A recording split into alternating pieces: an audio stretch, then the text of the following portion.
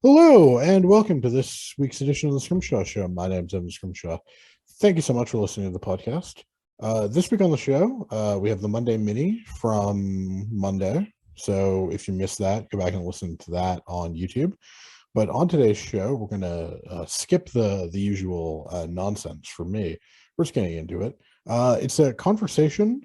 I haven't recorded it yet, so we'll see where it goes. But it's a conversation on the U.S. with Unbiased Election Predictions. I don't know what your Twitter is. Please tell me in a second. And of YouTube, one of the smarter thinkers on U.S. elections, and also, more importantly, someone who has no problem telling me when I'm an idiot. So that's a pretty valuable thing, given how stupid I can be about the U.S. Thanks for coming on, man. I'm very busy. I'm a very busy man. Yeah, but again, given how hit or miss my U.S. predictions are, the ability for someone to tell me when I'm being an idiot is a skill I greatly value. So I appreciate you coming on to fill that very important role. Gladly. It's my pleasure. It's good to be here. Yeah. Oh my God. We're recording this a week before this is coming out. So we're not going to talk about Ohio lines because they're probably going to get tossed between now and then, or at the very least, they look like they're going to be tossed. And if something happens in the next week, don't yell at us. We're recording it early. I would normally put it out, but it's March Madness. And let's be honest here, no one's going to fucking listen to this podcast during March Madness. So I understand how the content cycle works. Of the three big Senate races, so that's Georgia, Nevada, and why am I blanking on what the third one is? Arizona. Which one's most interesting to you? I'll go with Nevada because I think it's the weirdest in the sense that I could really see the Democrats changing up the coalition from 2020. So just to give a baseline estimate for what this is going to be, no matter how bad the national partisanship of the country is in November for Democrats, I don't think that they lose Arizona by not Nevada by like an insane amount, because I don't think it'll swing that much, which could be interesting. Because if they lose if things get really bad for Democrats, they lose Arizona by like 4 or 5, and they only lose Nevada by a point or so.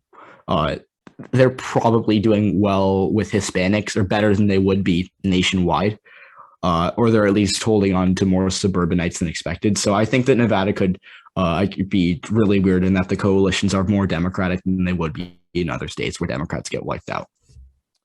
Yeah. So do you buy the idea that running Cortez Masto, obviously a Hispanic candidate, do you think that's going to help Democrats stop the bleeding with Hispanics, mostly in Vegas? Yeah, I mean, I think that she's better for Hispanics than Biden because I think, well, first of all, in 2020, the Biden didn't even do particularly well in Nevada. Like, he did better than Clinton in Arizona, and Nevada's pretty similar with regards to their suburbs. I guess it's not the same thing, but I'll say they're similar. And he didn't really try to win, or he tried to win it, but he didn't. I don't think he viewed it as a state as pivotal as other states, and so that's why I don't think that he did particularly well in Nevada. And if Cortez Masto actually runs a good campaign, which I'm expecting her to do, and doesn't blow it, I think that she'll do better with Biden than Biden with Hispanics, because she'll really have to get back a few points off the low-hanging fruit. I don't think that she's gonna, blow him out of the water. But Biden did so badly that even if the national environment is really bad for Democrats in 2022, I don't think Cortez Masto falls that much. And I think that her ability to actually be Hispanic and not have, Joe Biden running a campaign that's not fit to win Hispanics in Las Vegas, I think that's going to help her out. So I'd say yes, I think she does do better than Biden with Hispanics. For reasons, of course, other than her being Hispanic, I think that she is better at running urban campaigns than Biden, evidently. So I think those are a few reasons why she'll do better than Biden with Hispanics. Yeah, and I think the thing about Biden is that Biden thought he had Nevada taken care of. Like he ran a campaign, which for good or for ill, and the Biden people definitely take more credit for this than they actually deserve. But they ran a campaign designed around the idea if we lose anything Hillary won, well, we're fucked anyway, so who cares? And like, you can make the case that that's the tactically correct statement. I can also point out that these people kept going to Florida, so actually, what the fuck did they know? But I think at some point, the fact of the matter is, I don't think Democrats really tried in Nevada, and I think this time Democrats won't be as stupid about Nevada, and they won't take it as cavalierly for granted. I mean, the thing about Nevada is like it's such a stupid state in the sense that like there's no real evidence, like nobody's opinion really changes. Democrats are going to win with one or two counties, which is how they won in 2018 and 2020 and how they won in 2016. And I mean, candidate quality is such a stupid thing, but like, do we think Adam Laxalt's a good candidate? He lost the governorship in 2018 by 5. You know, you could say that's a decent result because he only lost by 3 more than Hillary, despite 2018 being only, a 6-point better year for Democrats. But I mean, Laxalt's campaign hasn't really inspired anything. Where are you on the quality of the Republican challenger? I don't think Laxalt's any good. I don't like the Republicans definitely have had a recruiting issue for the past 2 cycles with non-incumbents. Laxalt's not great. The people who I think act like he's good are kind of misguided in the whole. He only is very subjective. So I never would like, especially talking about Nevada, I never say only. He only lost by 4 in a blue wave year. Like, I don't think that matters, to be honest, because he still, I think, ran basically even with House Republicans in Nevada. So he didn't like overperform anything. And he also didn't do particularly well with like any like demographic. He didn't have like that edge with like Hispanics, or he was able to like revert the Henderson suburbs. Like he didn't really like do anything.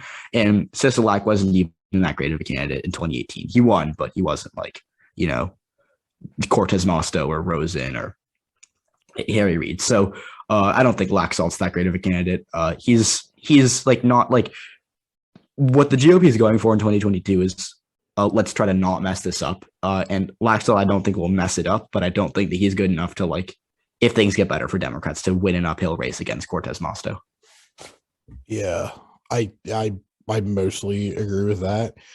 The thing about Nevada is I think a lot of people are conflating like it might not be the greatest fit long term for Democrats, which I don't even necessarily disagree with, right? It's fairly low education, it's a lot of blue collar workers, yada yada. I get all the arguments. Hispanics are turning against Democrats, but I think a lot of people are conflating long term not the best with gonna flip in 2022. And I'm not gonna lie, it feels like a lot of the way Democrats talked about certain states in 2020, which are, again, they might be demographic problems for the GOP moving forward, but they're still decent fits for today, even if we know sort of what's coming down the tracks. But that's could also just me being a blind optimist who would like Republicans who think they can win Nevada to be as silly a statement as, the Blaska or Bluta or Belanzas truthers of, wow, that was 2 years ago now. I feel old. Nevada kind of weirdly reminds me, like the 2022 Senate race. Nevada kind of weirdly reminds me of like the it's not exact. It's you never get a perfect comparison, but it's like weirdly similar to the 2020 Senate race in Iowa in that long term the Democrats are probably cooked in both those states. Iowa is obviously a lot worse for Democrats than Nevada, but like just because the I was a state that the Republicans won, and Nevada state that I have going for the Democrats, but like the whole notion that like, and like I'll go back to candidate quality. I don't think Ernst was that good of a candidate. She ran behind Biden, or she ran behind Trump, and she had that awful debate gaffe where she like forgot the price of corn in Iowa or something, which was really, really embarrassing for her. I don't think the candidate quality and trends matter, which is why I'm bringing up Iowa as my prime example of this, because if Iowa was actually like a realistic thing, like if it was actually a realistic pickup for Democrats, they probably wouldn't have lost by 6% in a race that they thought they had a good chance of winning on election day. And they probably wouldn't have gotten like curb stomped in rural areas and areas that weren't immediate, like within 20 minutes of Des Moines. So Nevada is similar in that the Democrats are obviously going to get curb stomped with rural voters, but they're not going to, I think, relinquish what they have with urban and suburban voters in 2022 they will in other states. So it's a really weird comparison, but it kind of reminds me of it in that it's so close in a good environment, but it's yet like I just don't buy it entirely. Have I ever told you the fact that I heard from somebody who worked on Barbara Bollier's campaign that they had an internal showing her up 52-45 at one point during the campaign? That's ridiculous. Oh, completely insane. Yeah. But like that's the thing, like Roger, like when you talk about bad candidates and does candidate equality actually matter? Like Roger Marshall is a moron. Is just like flat out not a smart human being. I mean, that may be true, but I don't think he's a bad candidate. Like he saved McConnell when he beat Kobach, and like obviously Sure. I was better than Kobach, but Sure. he still yeah. He still was able to do basically as well as Trump in suburban Kansas City against Barbara Bollier. So I think that he's not a total lunatic, and he's not like, Herschel Walker level could blow it, because he won a race, like he won by 11. I'm not gonna diss his candidacy. Didn't Trump win by whatever? I'm not arguing about Kansas. I don't care enough. I devoted too many of my brain cells to Kansas last cycle. I'm not doing it again this one. Speaking of Herschel Walker, do you think that the supposedly not really understanding how evolution works Republican, how are you feeling about his chances? Well, I mean, the issue that I have with the whole Republicans are going to because every cycle there's a Republican in a swing state. In 2020, I don't think we have. I mean, McSally maybe, but every cycle I feel like there's a Republican in a Senate or House race that has a tendency to say really impulsive things and then wins, even though they're supposed to blow the race. Walker seems like the candidate who's going to, get all the hate from, I think, both Republicans and Democrats for, blowing that race. But I don't really buy it, because the voters that care enough about his gaffes are going to be voters that probably are going to already vote for Warnock. A few suburban moderates are going to maybe be turned off by him, but I don't if things get bad enough for Democrats as I think they are right now in November, I don't think that him saying bizarre things on the campaign trail is going to matter enough to hand Warnock the race, because I don't think it's close enough right now for that to be a thing. But that's just, yeah. So I'm going to slightly disagree with you, and I'm going to disagree entirely, because we have seen Georgia Democrats create their own turnout operation in an off-cycle campaign before, and Georgia Democrats were able to, outperform national partisanship pretty substantially in 2014. Democrats were able to pull out better than presidential level block turnout in an off-year election in January. And the problem is so I don't think the evolution thing is going to hurt Walker in isolation, but I think as a tendency of him to continue to say dumb shit, it probably is a good sign that that's going to keep happening. And I think Georgia is the race. So in 2018 for the GOP, right, they basically just let West Virginia, Montana, and Ohio go. They didn't really fight those races to the end. I feel like they fought Montana because Trump went to Montana, I think, the most of the many states. So yeah, but I think Montana, they were sad about losing. I see. The thing is, I think Trump going to a place versus, I'm going to now pull up how much money this meant on Montana, because I'm going to see if you're right about this, because I am that petty.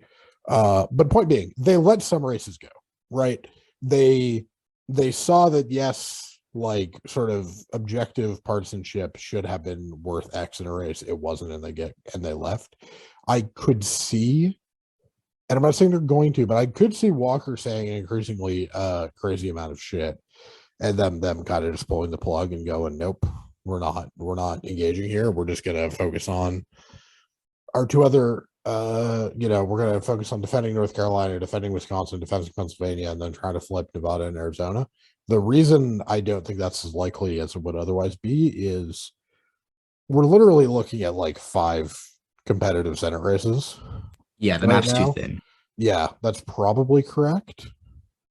John Tester outspent. So I don't have. Okay, I'm pulling up PAC spending now.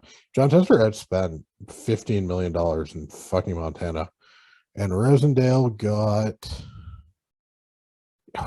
did not get much PAC money at all. Wow, they really yeah, Trump showed up a bunch of times, but the GOP's outside of money really went other places outside of Montana.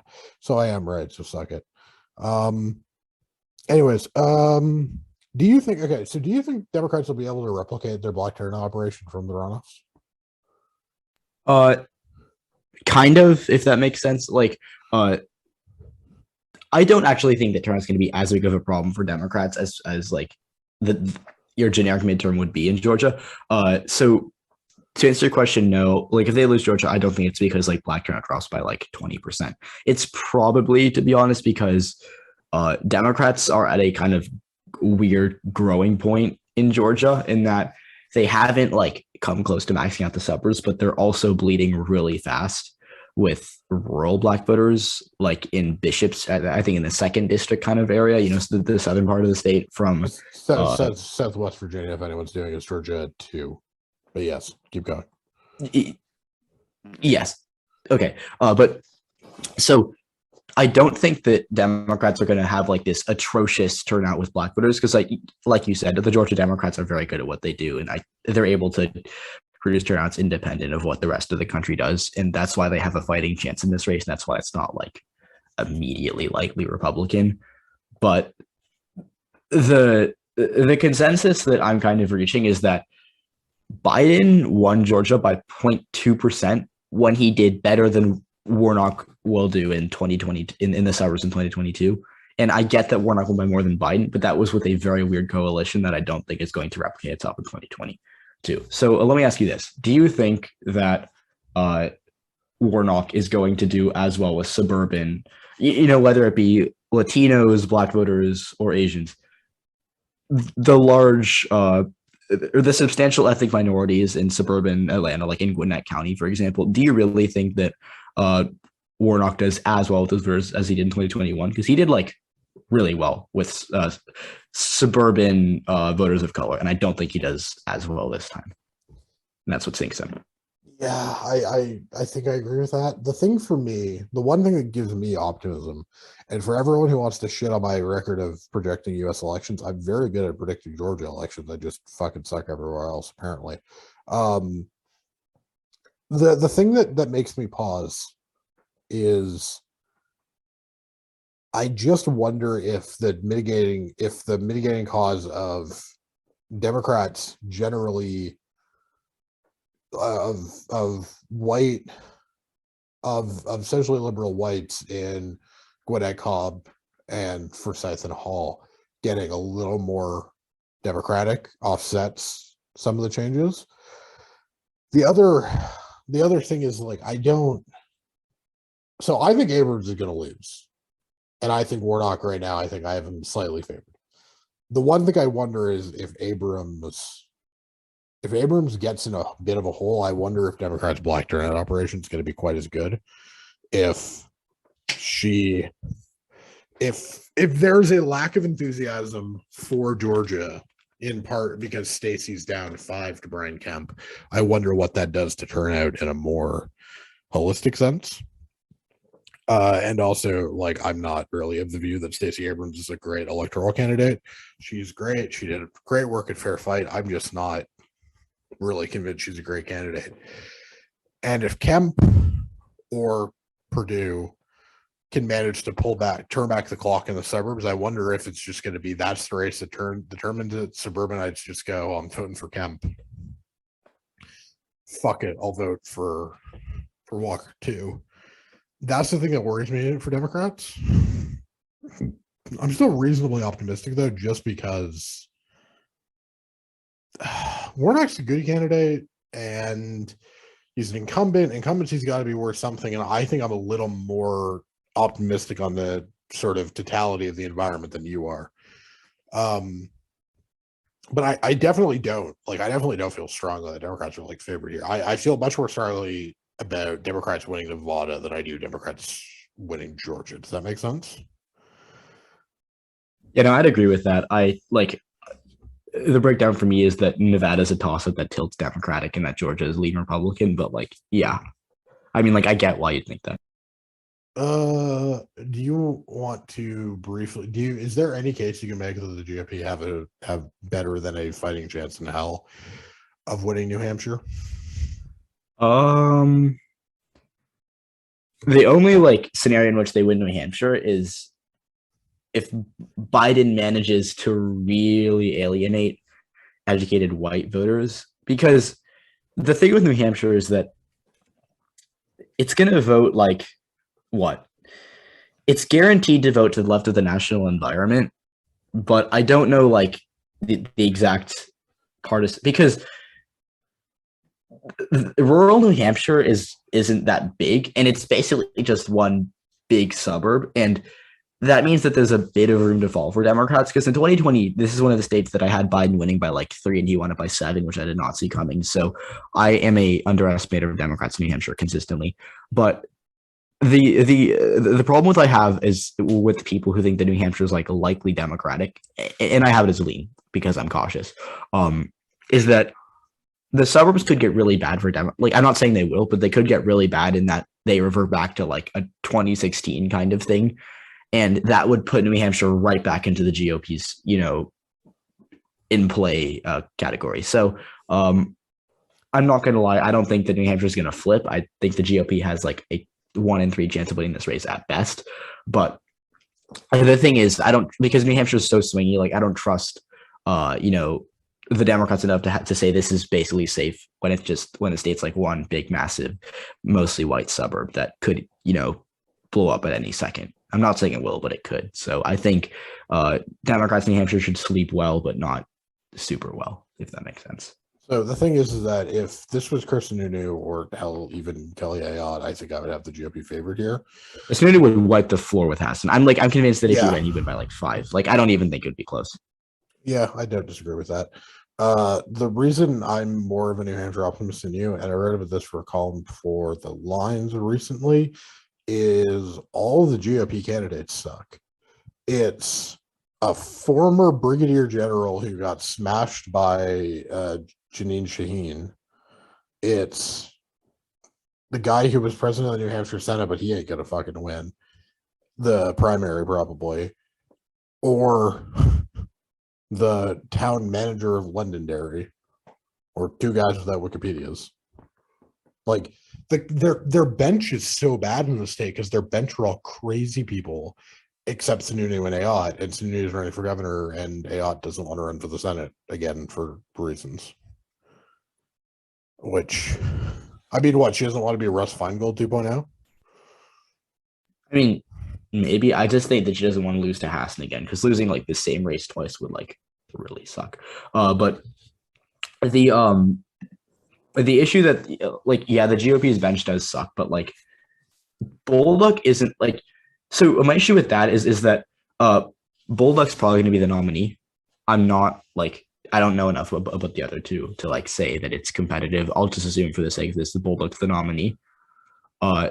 He's not like, he lost to Shaheen, but Shaheen was like a noted overperformer, and he didn't, throughout that campaign, he didn't like say anything super insane that I know of. No. He lost the Republican primary in 2020 to Corky Mesner. Wait, hold on. Sorry. Don Bolduc. It was Messner? Yeah, Don Bolduc lost. Oh. Yeah. So it wasn't Bolduc. Oh my God. Whoops. Yeah, so he couldn't even win a primary against the crazy. He couldn't even be the primary. Who the hell names your kid fucking Corky or makes that your nickname? What on earth? I don't know. Anyways, point being that if he couldn't be Corky, okay, but the point still stands. He lost to Corky. I get that. But he's like he's not insane enough to like say something that makes him automatically lose. And like if he does nothing, and if the suburbs get really bad, and if Hassan doesn't run a good campaign, then it's in play. Those things probably don't all collide, but it's like possible. Can we agree that losing to Corky Mesner and then winning a Senate seat 2 years later would be one of the most improbable reversals of political fortune in recent memory? I mean, I'm trying to think. I mean, Ossoff's up there, but that's really all I can come up with. But yeah, here's my thing with Ossoff and people who have dumb opinions about Ossoff.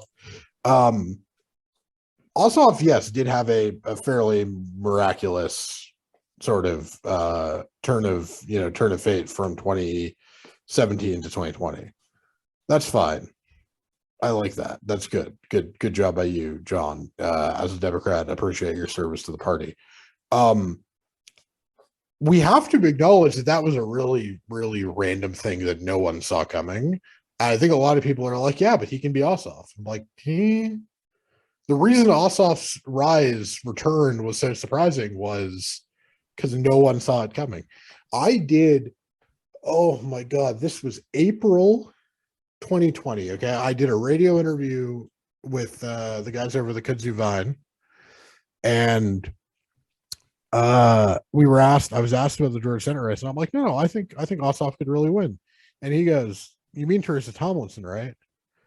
And I went, no, I think Ossoff's like a not horrible candidate. And he's like, nah, we want Tomlinson. She's got such a better chance of winning the seat than he does. And like, I'm not saying that to dunk on those guys. I love the Kudzu Vine.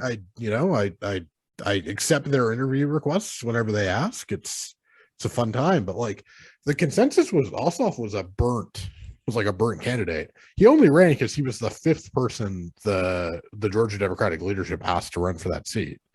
It was,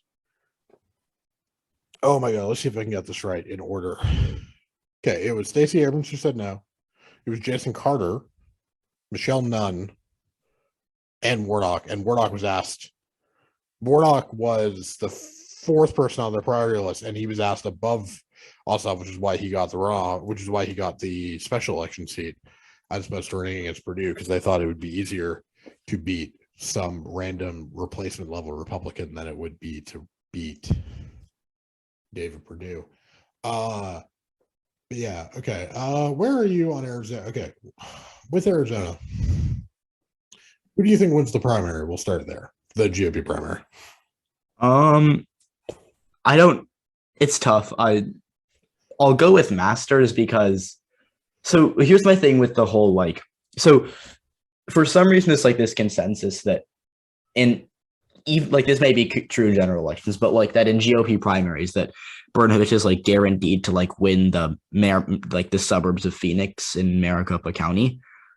I don't even know if that's true, because I think that there are like enough like older white Republicans that are going to be like, heck yeah, Masters, and I say this in quotations, like, self-funded business owner who became a millionaire. Like, I think that that's more in play than people expect, because people think, oh, well, because Brnovich is more moderate and like less, well, crazy subjective, but like less polarizing than Masters, that he's going to win like those suburbanites in the primary. But like, I didn't even know if that's true. So I wouldn't be surprised if Brnovich gets cooked. But for now, it's weird. But for now, I'll go with Masters because I think he fits the GOP electorate well, while also not going like fully Chris Kobach mode, if that makes sense.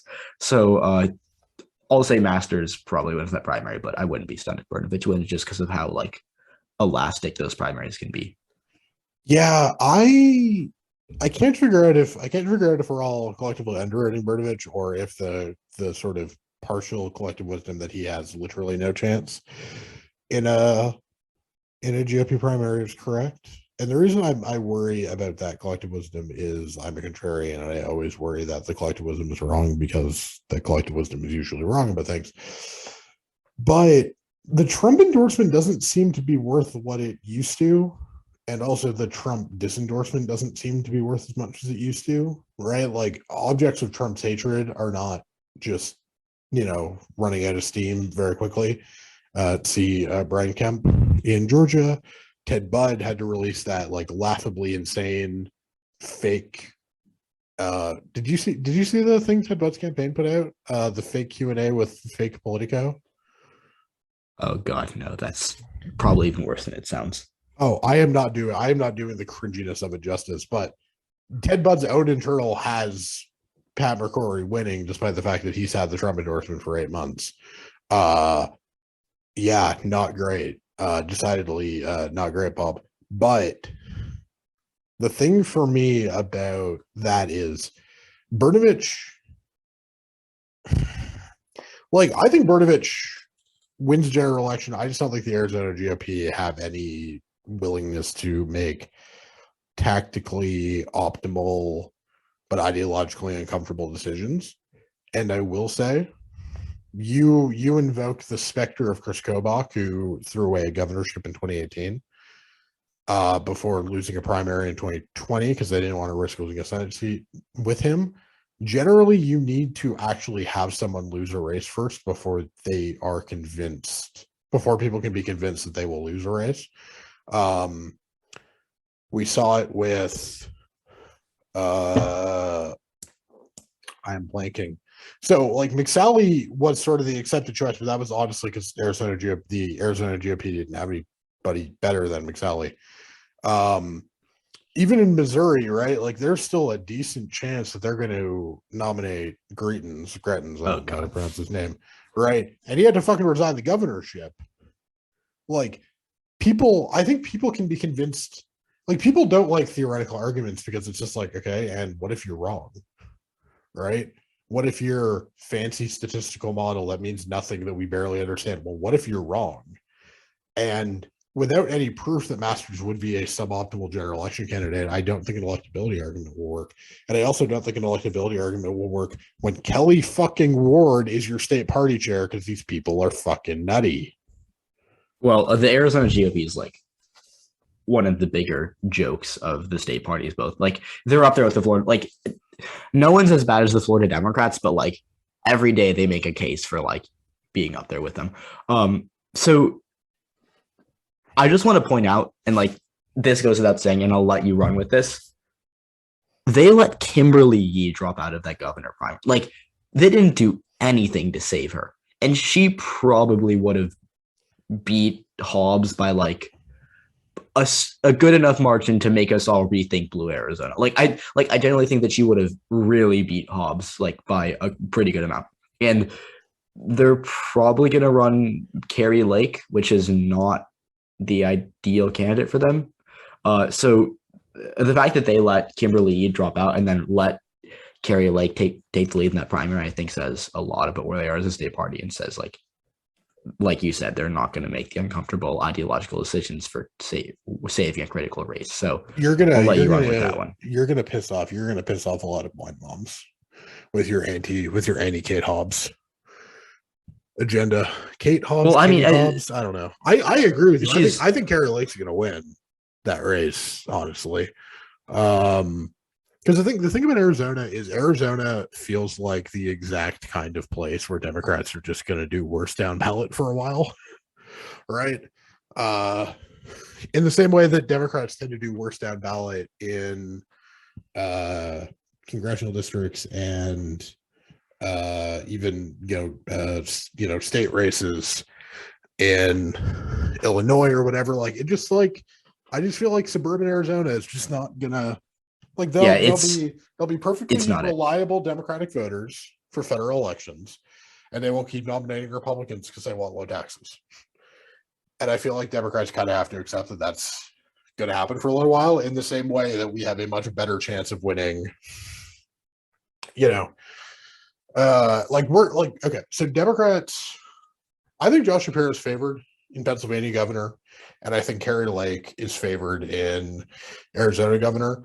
And I don't think either of those ratings. Let's say I'm right about both those things, which I think I am clearly, because otherwise I would think something else. But I don't think either of those ratings mean anything vis-a-vis 2024. And I feel like if those two things happen, a lot of people will have a lot of bad 2024 takes. Right? Well, yeah, but people are going to have bad 2024 takes, like no matter what happens. But yes, You're correct about that. So I want to briefly go back to Arizona, and if you want to talk about if you want to talk about Pennsylvania, we can do that. But so in 2020, and I'm pulling this up as I speak, so if I'm a little slow, my apologies. But in 2020, Biden won Maricopa County by 2%. And so while winning Maricopa County, white voters in Arizona backed Trump by 6. And I get that Maricopa is pretty diverse, but the suburbs of, the Phoenix suburbs are still pretty white. And Biden did better than Clinton with white voters by, I think, 4 to 6%. So he improved, the margin that Biden improved over Clinton with white voters basically reflects what happened in Maricopa, because he did way better than her with the mostly white suburbs, Scottsdale, Glendale, Mesa, those areas. And so the thing with the big problem I have with Kelly and Hobbs is that neither of them are going to close that gap with white voters. Kelly probably only lost white voters by a point or two against McSally in 2020. He won't do that again.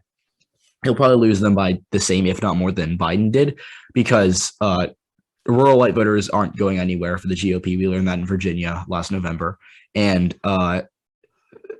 suburban white voters that are middle-aged, college-educated, want low taxes are probably going to break for the GOP, because Biden is at a point in his presidency where he's bad at his approval is bad enough that I am not going to give the benefit of the doubt anymore. So, the bottom line here is that I don't see a path to victory for the Arizona Democrats in either of these races unless they can tell me that they're going to close the gap with white voters, which I don't think they're going to. So the thing for me is the thing that's terrifying me is, and yes, stop me if you've heard this factoid before. Mitt Romney got a higher share of the white vote in both Colorado and Florida in 2012 than Cory Gardner and Rick Scott respectively got in 2014.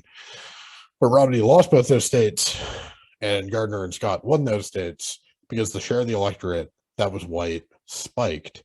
And so even with the Democrats doing better with the white voters that were there, the huge falls in Hispanic and Black turnout fucked Democrats royally. And I am officially at the point where I'm in full-on panic mode about Democratic turnout with non-white voters this year, because so every time I look at these approval numbers for Biden, right, and it's Democrats are about 60-30 on approval with Black voters, and depending on the poll, they're somewhere between mildly favored to mildly unfavored with Hispanics. And those Hispanic numbers change a lot, so don't get uppity with me if you can quote me the one poll that disagrees with that idea. But the thing about all of this is, yes, I think a lot of those people are Democrats who approve of Biden, who disapprove of Biden and are going to vote for Democrats anyways. That said, it doesn't really matter if you're a 2020 Biden voter who is actually still going to vote for him, but is just frustrated by not passing Build Back Better.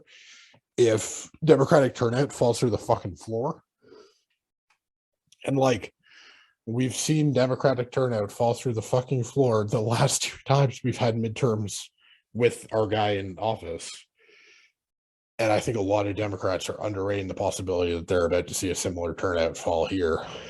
And, we can talk about how, Georgia Democrats have proven an ability to get their turnout machine working, even in less fortuitous cycles. There's no proof the Arizona Democratic Party knows what they're doing. There's proof that Martha McSally is not a great candidate, and Martha McSally lost 2 races in fairly, reasonably good Democratic years. There's no evidence that Democrats can win hard races in Arizona, and I kind of think that's where I am. I oscillate a lot on Arizona in terms of my overall prediction. Depending on the day, depends on my answer. As of right now, I think the GOP are favorites, and therefore I think the GOP will win the Senate. As of right now, that's my guess. What do you make? What do you make of that stunning admission from Scrimshaw? Well, given this is the first time that I think I've ever heard you say that, that's I think, bigger than you're letting on. It's like, I know it's going to fluctuate, but like because even in like November, December, I still think you had the Democrats favored in Arizona. What changed, or like, where did your heart move on that race? Back in November, December, I had more reason to believe Democrats had some ability to get upward momentum. And Joe Biden's now wasted 4 months. Like, okay, Democrats have a worse approval rating today than the day they lost Virginia. And I still think these motherfuckers are going to get their shit together and somehow rally to a 47% approval. What the fuck's wrong with me? Like, at some point, what's the joke with the definition of insanity? It's doing the same thing over and over again and expecting different results. How am I not doing that at this point? How is believing Democrats are finally going to get their approval ratings up? Like, how is that not just the definition of insanity in a different form? Hey, I mean, I agree. You're not going to get an argument from me on that one, because I don't. Because like, I think I've heard you talk about this before. I think you'll agree with me here. But Biden is the epitome of, mediocre in a sense that he will win an election that is handed to him, like in 2020. Like, he could have messed up. Like, he could have messed up that election. He didn't. He made plenty of mistakes, as we saw. Like, he could have won by a lot more, but he didn't mess it up enough to lose the race. So, I think that when you hand him the silver platter, he won't drop it. But the second that you put him in a position where it's like, you're at a 42% approval rating, you got to be charismatic now, and you actually got to get it up, he won't do anything. And that's why it's going to totally like, I'm very confident saying that it's going to totally flatline. And I don't think that like I'd be surprised if we're 2% different either direction in November than we are now. I think we had I can check right now, but we had a brief, when I say surge, I mean like very, very small.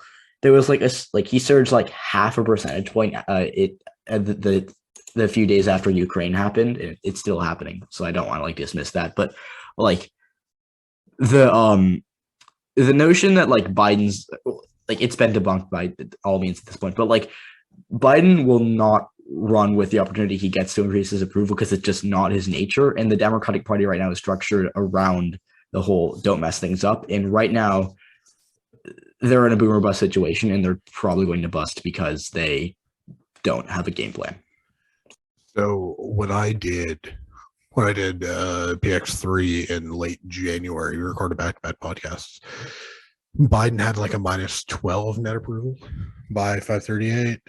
As of when I recorded it Tuesday morning, he had a -9 net approval, and pulling it up as of right now, he's -10.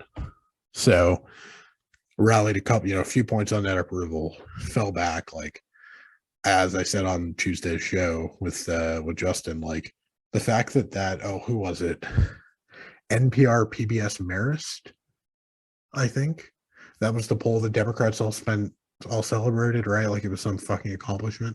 Yeah, he was 3 points underwater, and we treated that like it was the fucking it was a fucking Lost Beatles album. When no, that's bad approval data. It's not as bad, but if the bar is, it's not that bad, that's not good. That's not impressive, and it's a problem that Democrats have such low expectations. Okay. Do you have any other thoughts about the big three?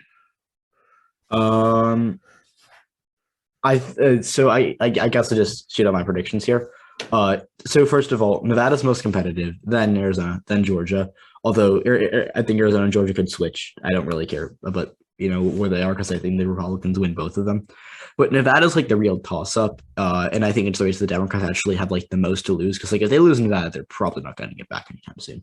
So I think Nevada is really important for Democrats, but I think they win it because I trust Cortez Masto a lot more than I think I trust even Kelly and Warnock, who are good incumbents, but I don't trust the Democrats as a whole, whereas I trust Cortez Masto to kind of get it together while the Democrats in Georgia and Arizona have been good at winning recently, but I don't trust them enough to like get it together 2022. So yeah, I'll say they're all really toss-ups, but Georgia and Arizona are both closer leading Republican than toss-up.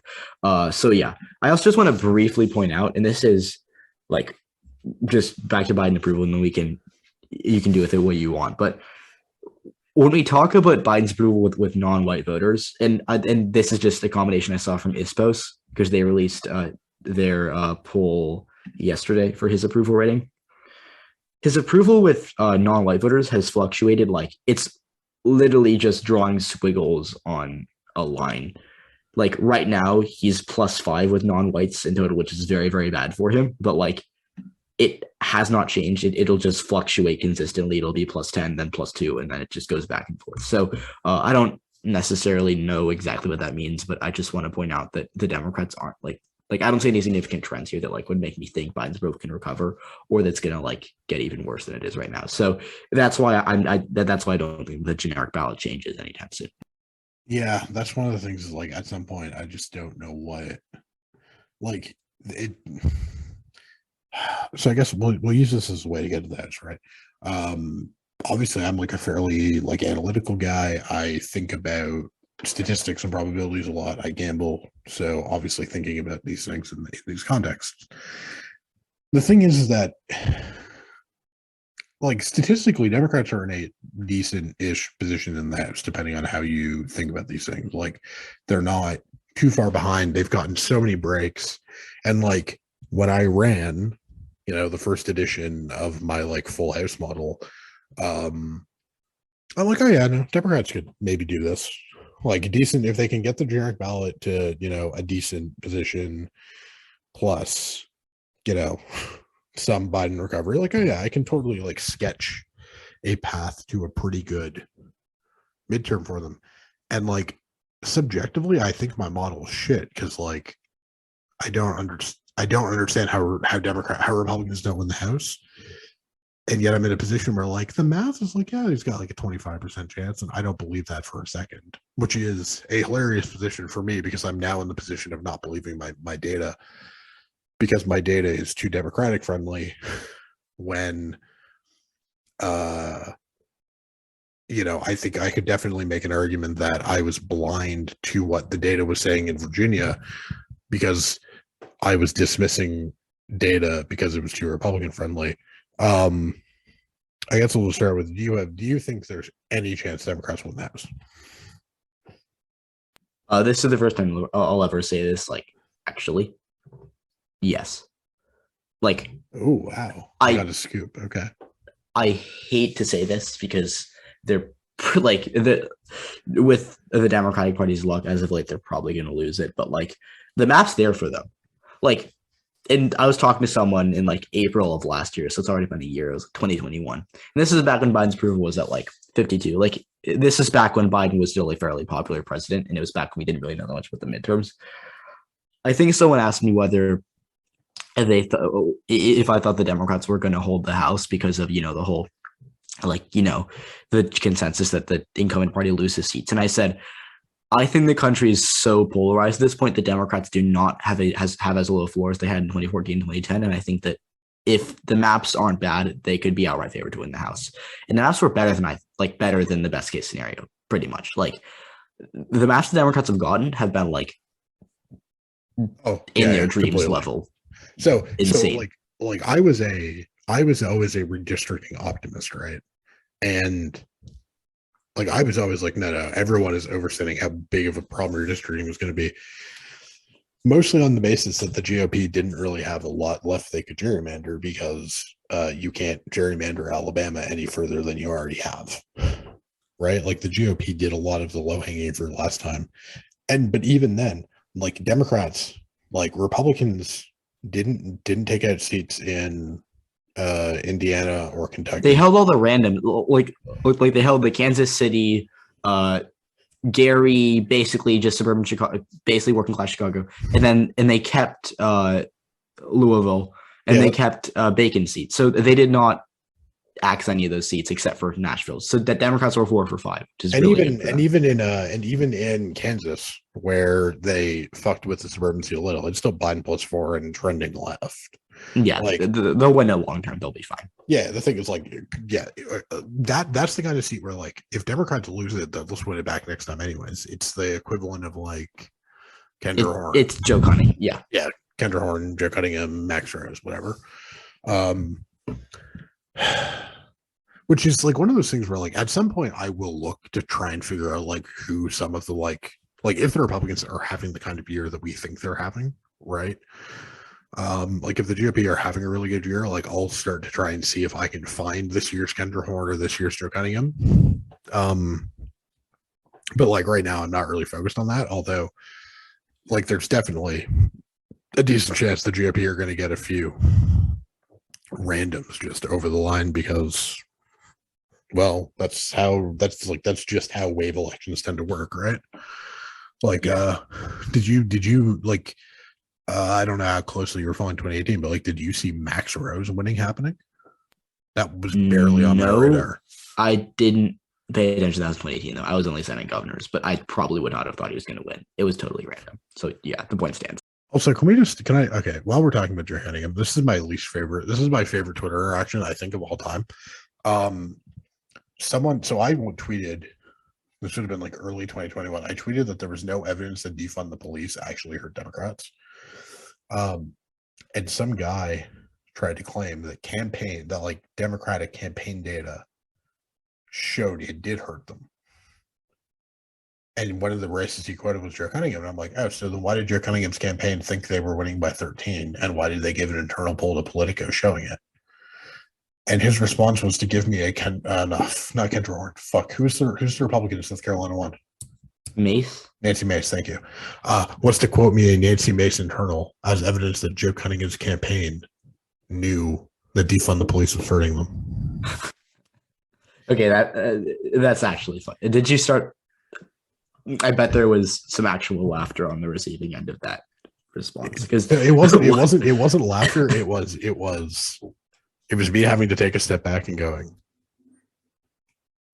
I like, am I reading this wrong? Like, there are moments. You'll be shocked to find this out, but I'm a pretty egotistical guy, and so sometimes I like to take a step back and be like, am I the one who's missing something? Am I the stupid one here? When I see other people say shit that I think is very stupid, sometimes I'm like, am I actually the stupid one here? And sometimes I am, and sometimes it's a very valuable thing. And I looked at that tweet for so long to make sure I wasn't missing something. And I would just looked at it and went, wow, that's really quite the tweet. Okay, I'm going to give you 4 Democratic House. I'm going to give you 4 Democratic House members, and I want you to give me just whether they win or lose and a little bit of analysis. But because I think these 4 members are sort of my borderline right now of, okay, this is like, how big of a GOP House might we get, or how good of a chance Democrats have.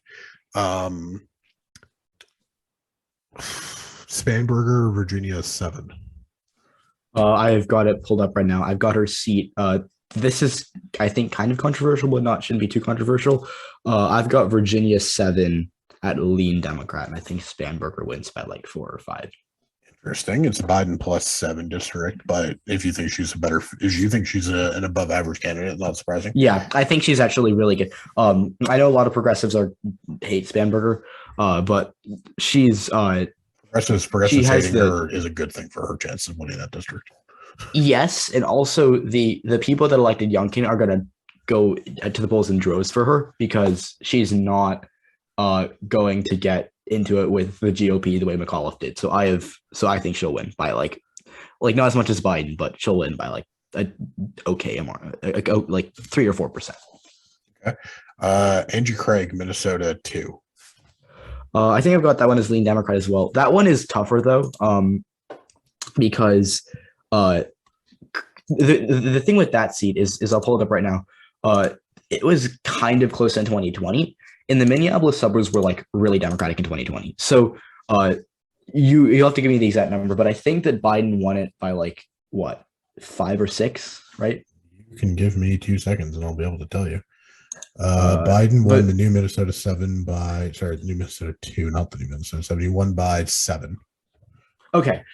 So yeah, I thought it was 6, but the point here is that the second district is basically reflective of Minnesota as a whole in terms of the demographics, in that it's about 80% white, and it has a higher education rate, but voters of color in that district are more Republican than they are in other parts of the state because it's educated suburban territory. So Craig, I think, does about as well as the statewide Democrats in Minnesota do. So like if they win by like the House popular vote by like 2%, she'll probably win by that. So that's my default for Minnesota too. Washington 8, Kim, I think it's Schreier. Apologies, I'm used to seeing these names. I think it's Schreier. Schreier. Apologies, ma'am. Also Biden plus 6.7. What do you think about that one? Suburban Seattle. I think I have it as toss up, but I think the Democrats win it. Suburban Seattle is like one of the, like, if you drag my feet to the fire and made me give you 3 places, that Democratic turnout is not going to fall by any amount in 2022. I think suburban, like the Seattle area in general, will just be at the top there because Seattle is so white and so college educated that Democrats, I think, have already like said, okay, we're not going to be having a turnout fall. The only way that they lose Washington 8 is if they implode with college educated voters in Washington, which they're going to implode, I think, in Georgia, but Washington's a different story. So I'll say Schreier wins by like, maybe a point or so. So toss up because I'm being cautious, but she probably wins. Yeah, and I will say that Washington is a full male state, which I think from turnout's generally higher in all male states, which I think will slightly reduce the risk that Democratic inertia fucks them there. The fourth one is Kansas 3, Sharice Davids. Biden by 4.45, the exact margin he won the country by. How are you feeling about Democratic chances there? That's what I'm most bearish on for Democrats. I've got it as a toss-up, but I think Davids loses. And I say that mostly because, like, if we take a look at, just the state of Kansas in general, right? Her district basically just southern, what is it? I think it's Wyandotte County. I'm not entirely sure, but it's like it's a suburban Kansas City in any regard. The issue that Democrats have there is that in 2020, when you look at where Biden did better than Bollier, the only reason that Biden did better than Bollier was those areas of Johnson County that were, like directly south of Wyandotte. That's basically the majority of Sharice Davids' district. And those areas are probably going to get really bad for Democrats in 2022. And that's why I'm bearish on her. She could win. It's still a toss up, but if one of those 4 races goes red, it's going to be Davids. Yeah. So the reason I'm thinking about it is those are kind of my outer ring of like, if those start falling, Democrats are going to have a really bad night, right? And I do agree that Kansas 3 is the least Democratic of those 4, and I do have it. But like you basically at that point, then you start to look at maybe the Hochul-Mander doesn't quite work as well. You start to look at Illinois 17 becomes in play. Maybe some of the Californias you could have, Republican incumbents in Biden 1 districts, maybe holding on a little bit more. Maybe even you see Katie Porter in a bit of trouble, although I kind of doubt the California party will have that much trouble given how well Newsom did.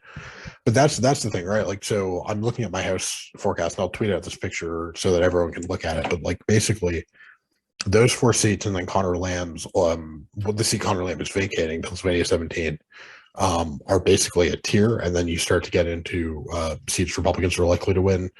Texas 28, Virginia 2. Wait, hold on. You have that seat as likely Republican? I have the GOP favorite in Texas 28. Yeah.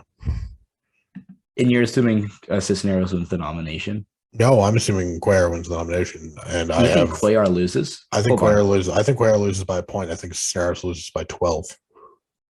What? Hold on. The trends there are so bad, man. Trends Do there you are think she so loses bad. by 12? No, I think he wins. I think he loses by like a point. I think No, she I know, loses but by 12. yeah, no, I know, but that's still like that's a lot. A lot of the reason he overperformed last time was because the GOP didn't know shit from a hole in the ground, and they thought they pulled the fuck out of town when Cisneros lost the primary.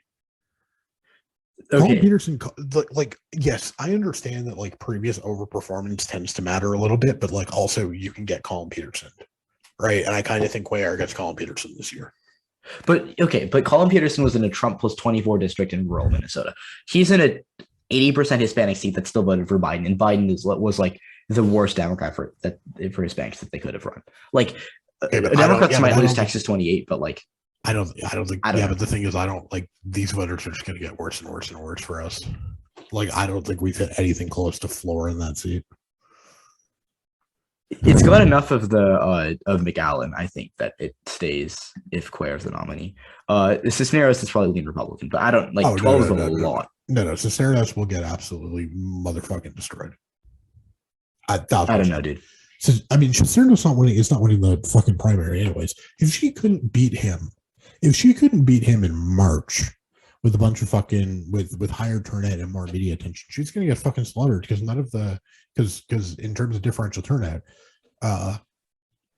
conservative Democrats in the southern half of the district are a hell of a lot more likely to fucking vote in a runoff than tapesters in San Antonio. I don't know. I mean, like if they're like Bear County was still better than expected for Cisneros. Yeah, but that Cuellar still probably wins the primary, though. It doesn't change my opinion, but I think it's still going to be respectably close in the primary. I am no fan of Cisneros. The other thing that's really funny to me about her is the whole thing about her running last time was everyone thought it was a safe seat, right? Like everyone grouped like that primary and Elliot Engel and whoever the fuck Cori Bush won as like why Cleaver? are we burning? Maybe, yeah, I think that's right. Why are we burning safe Democratic seats on moderates, right? And I said this as someone who supported Cori Bush and who supported Jamal Bowman, right? Like, I do believe that that we should let moderates run the swing seats, and we should. But the counterpoint to that is, if you want party unity, you do need to be willing to let the left have some of these safe seats. But the thing is that Cisneros' original pitch was Cuellar's a conservative in a safe seat, and now he's in a Biden +7 that's trending away from us, and for some reason her message never moved. Okay, I'm gonna give you 5 seats. I'm gonna give you 5 seats here, and I want you to tell me if you think Democrats have a better than 30% chance of winning any of these 5. Okay. All right, let's go. Michigan 3, which is Grand Rapids. Michigan 7. Michigan. No, wait. I gotta give the 5, and then we can talk through them all together. All right. Michigan 7, Michigan 8. Those are the 2 central seats, which are basically presidential toss-ups. Arizona 1, which is southeast of the state. That's O'Halloran, right? No, O'Halloran ran up to 2, which is the northeast of the state. Oh, one's the Kirkpatrick seat then, isn't it? Yes. Okay. But she's retiring. And then 6, which is suburban Phoenix. Those are the reason I'm grouping those 5 seats together is they're all commission drawn seats. And the commission states were really the only states where we got a lot of like truly competitive toss-up seats. I have 4 of those 5 going Republican right now. I have Michigan 3 going Democratic, but that's partially me assuming that Pete Meyer is going to lose. Do you think Democrats can get any of those?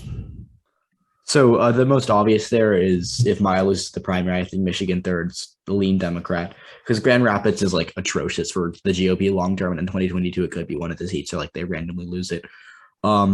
But then after that, I think you kind of get to the point where it's like Democrats, like if they win 2 out of these 5 seats, I think they're in a fairly good position. So you want Meyer to lose the primary. I think Democrats will be very happy if Meyer does lose that primary. And then beyond that, I think that Arizona 1 is the seat that they're least likely to win because it's so rural and because they need like really good Native American turnout to win the seat.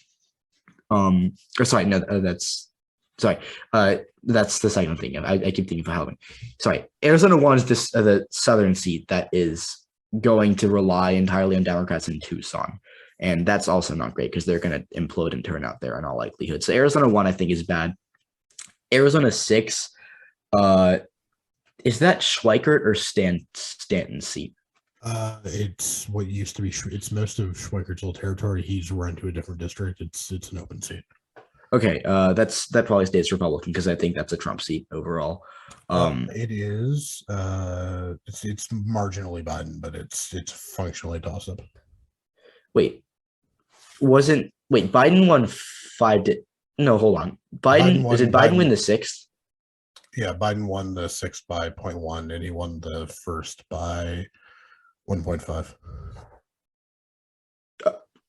Okay, so it's okay. Biden plus 0.1. That is okay. Yeah, it's okay. So they probably lose both Arizona seats, and then you have to make up for it in Michigan 7 or 8.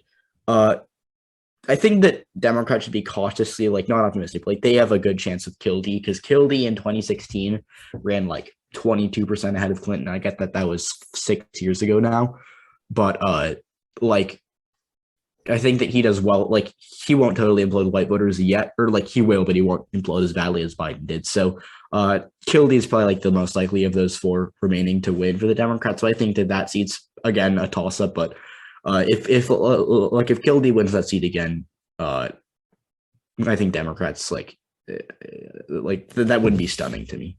So yeah, Kildee's seat.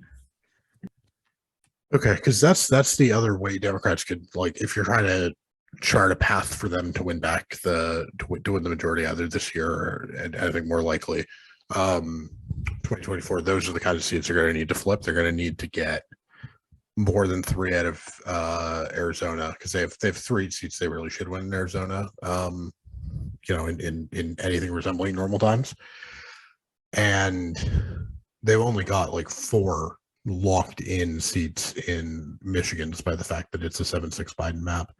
Well, the maps has so many competitive seats. Like, exactly. best case, you get like 5 seats that are toss-ups if the Democrats do better in the Upton district.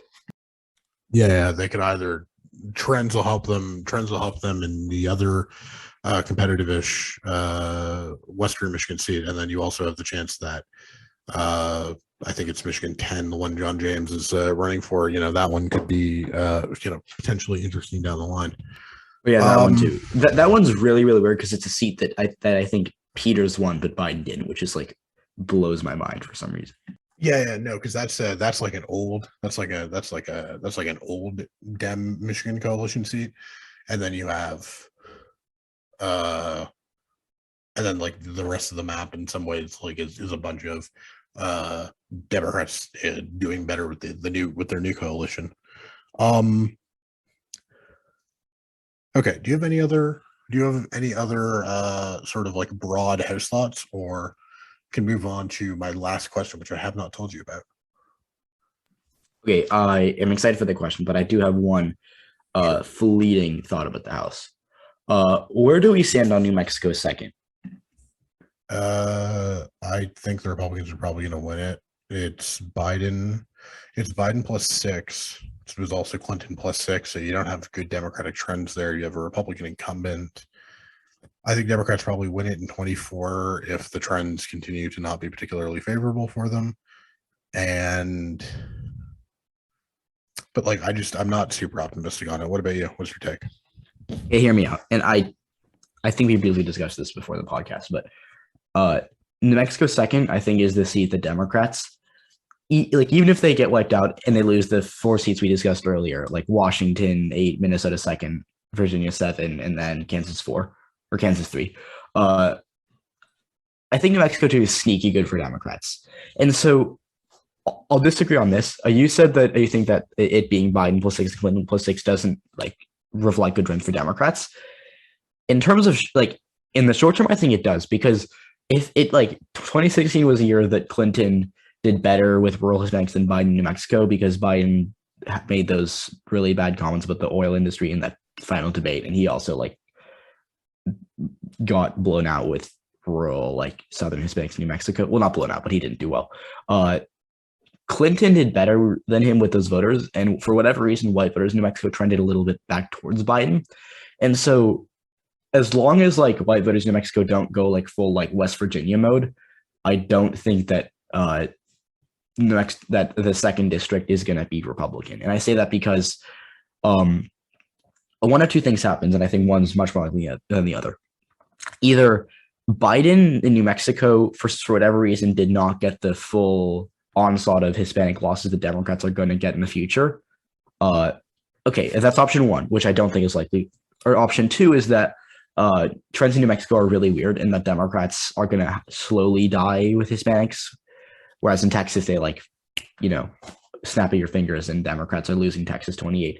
And I think New Mexico second's different. And I think that Hispanics are a bit more favorable to Democrats in that seat than they are going to be in, Texas and Florida. So NM2, I like it. It's still functionally a toss-up by all means, but I like the Democrats there a lot more than I think you do, which just to throw that out there for the podcast, I guess. Yeah, no, it's perfectly reasonable case. It's odd for you to be more optimistic on Democrats in the place than I am, but good for us to be able to disagree. Okay, here's the question I haven't told you about. You're a Seattle Seahawks fan, I believe. Oh no, I'm not ready. Thoughts on Russell Wilson trade? So here's my thing with the Seahawks. They are not, and I hate the Seahawks team. Like I love to watch them, but their ownership has been for the past since 2016. It's been basically I don't know what they're doing. Like in 2018, they hired Sean Howard to be their offensive coordinator, and then they 2 years later they fire him. They're like, no, we're going to let Russ cook. Then they proceed to not let Russ cook. Russ gets injured. The season is basically over at that point. I felt more so bad for Russ because I thought he was getting screwed over by the system than I did the team as a whole. I like a lot of the guys in that defense, but it wasn't working out. So it will be heartbreaking to see my quarterback that I've had for basically my entire life really playing as a Bronco. But I will be in a very melancholy sense, I'll be happy for him because I think that the Seahawks did not know how to manage him for the final 4 years of his time in Seattle.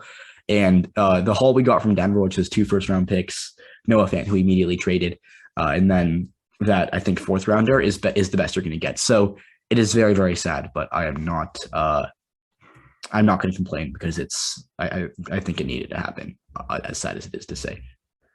I mean, if I were running the Seahawks, I would have fired Carroll. I would have, if your choice is the 70-year-old head coach with a bad offensive philosophy or your quarterback, I probably would go with your quarterback. The only reason I'm saying this, and the only thing that's making me pause when I say that is Russ wasn't great in 2020. He was fine. He was injured in 2021. And so I don't necessarily know how much to blame the fact that he was pretty actively bad when he came back. I think he tried to rush back to try. Yeah, he was not season. And I watched the Green Bay game. He was awful. Yeah, I think he'll be better. I think he'll be better next year than he was this year. But even in 2020, he wasn't peak Russ. And so we might look back on this as them selling at just the right time. But I mean, the team's going to suck for a little while. And as someone who, was almost faced with that exact same scenario this year myself, before my anti-vax quarterback decided to come back, which, I mean, I guess I'm happy about. I just wanted to ask. Well, there you go. 6-11. Here we go. Well, I'm on embrace the well, the thing is that if you guys don't figure out what the fuck you're gonna do at quarterback, I don't even know how you're winning 6 games. Drew, you ready for Drew Lock? I'm ready to bet on Drew Lock to throw a whole lot of interceptions. Oh jeez. Anyways, with that, I guess we'll finish up the podcast. Thank you so much for coming on and doing this. Tell people where to watch your content and follow you on Twitter. I'm at UEP_YouTube. You can just look me up on YouTube. I'm on Unbiased Election Predictions on YouTube. So yeah, it was great to be here. Thanks so much for having me. I enjoyed it. It was fun. Read my work at Scrimshaw Unscripted.substack.com. Read my political betting columns at thelines.com, and also read all the other shit I'm writing over there now, because I've just keep adding responsibilities there, because why the fuck not? Follow me on Twitter at Scrimshaw. Follow the show on Twitter at Scrimshaw_show. Subscribe to this YouTube channel, and subscribe anywhere you listen to audio podcasts. Thank you so much for coming on the show, man, and have a great rest of the week to everyone listening.